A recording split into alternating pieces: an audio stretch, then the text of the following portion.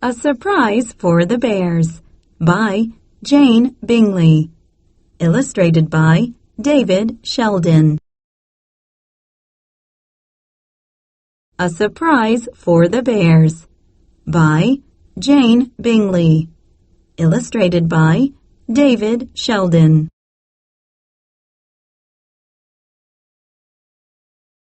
Molly. The Bears soccer team.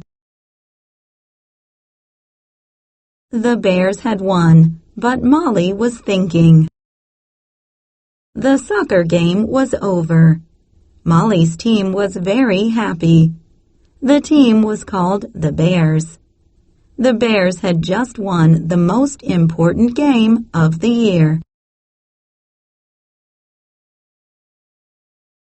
The Bears players jumped and screamed and hugged, but Molly did not jump and scream.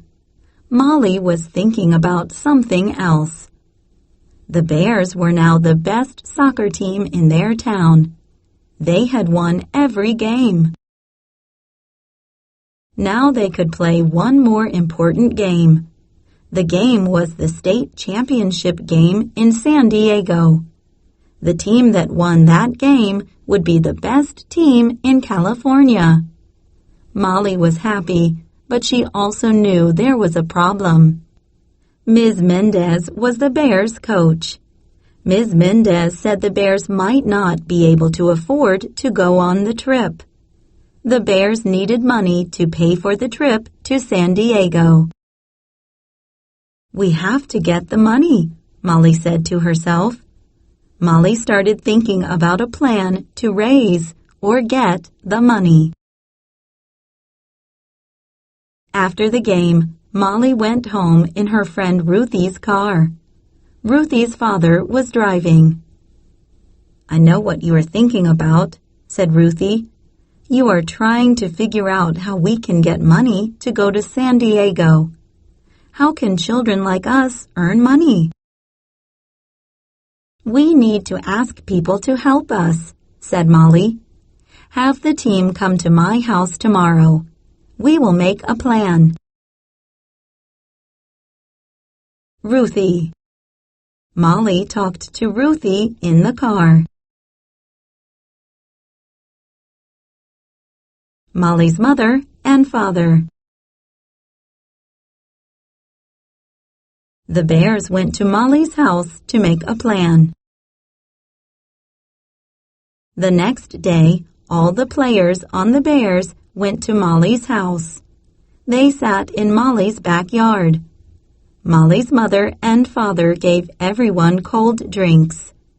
They all talked about how to raise money for the trip. They decided to ask sports stores in their town to give them money. Molly and Ruthie went to Soccer Locker. Molly's mother went too.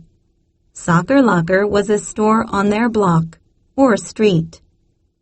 "Soccer players are good customers. They buy their soccer shoes here," said the man who owned the store. "I want to give money to the Bears." "Great!" shouted Molly and Ruthie. "But we already gave money to other people for a big running race," the man said. "I can't help you. I'm sorry." Store owner. The store owner said he could not give money to the Bears. Newspaper. Telephone. Molly wanted to call people at the newspaper on the telephone. The other players couldn't find stores to give them money. All the stores in town were giving money to the runners in the race. "We can contact people at the newspaper," Molly said to her father. "They can write a story about our team. Someone might read the story and help us." "That's a good idea," said Dad. Molly picked up the telephone. She called a writer at the newspaper. Her father talked to the writer, too. The writer said she would write a story about the bears. That afternoon, the writer came to Molly's house to talk to Molly and Ruthie. A man came with a camera, too. He took a photograph of Molly and Ruthie. The writer. Man with a camera. Allison. Scissors. Newspaper story. Allison from the motorcycle store called Molly. A few days later, the story about the bears was in the newspaper. Molly cut out the story with scissors. Then the telephone rang. "Hello, Molly," said the person on the phone. "My name is Allison. I own the motorcycle store here in town." "Hi, Allison," Molly said. "I know that store. It's called Allison's Motorcycles." "Yes, I just read the story about the bears in the newspaper. My store wants to help your team go to San Diego." Molly was excited. "You want to help us?" she asked Allison. "Yes," said Allison. "I like your team. I have an idea about how to help you." "What is your idea?" Molly asked. "The workers in my store are working on a big surprise for the team," said Allison. "I would like you and your team to come to the store tomorrow to see the surprise." "I don't know if I can wait to see it," said Molly. "Thank you, Allison." The next day, Coach Mendez and the team went to the motorcycle store. Their mothers and fathers went with them. They all saw the surprise. The workers in the store were painting a bus. They were painting the bus to look like the Bears team shirts.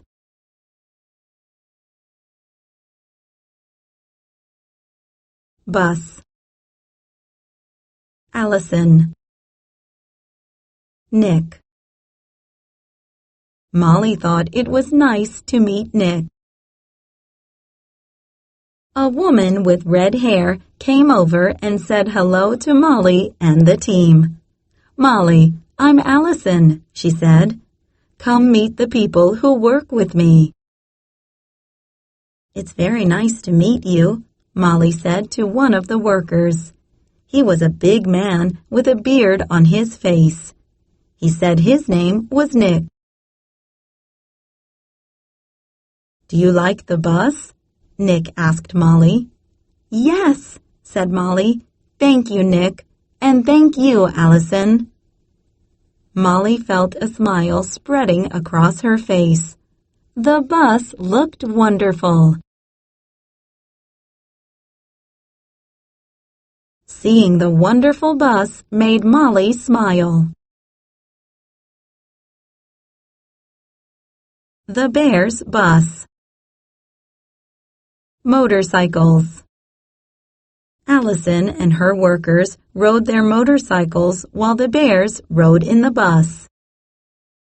The next Saturday, the Bears players got on the bus.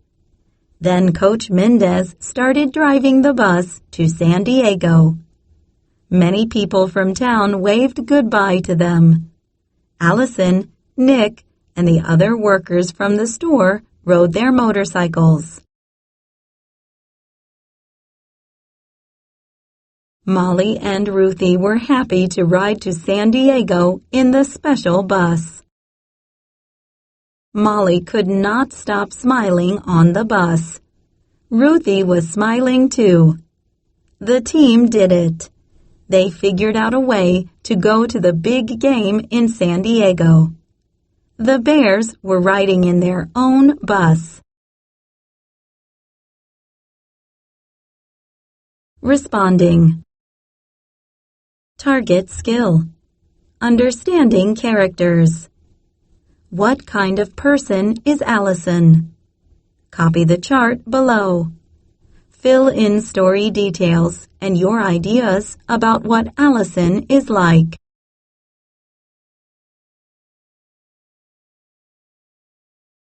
Write about it. Text to self. Many people helped Molly solve her problem. Write a personal narrative paragraph about a time when people helped you solve a problem. Don't forget to describe your thoughts and your feelings.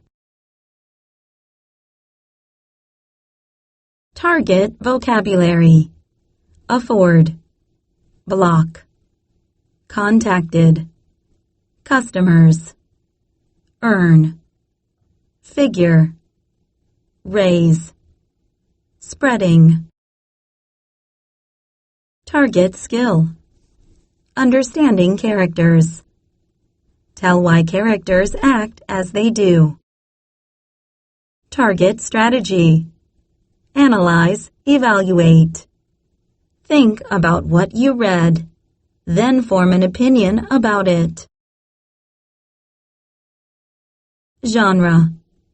Realistic fiction is a story with events that could happen in real life.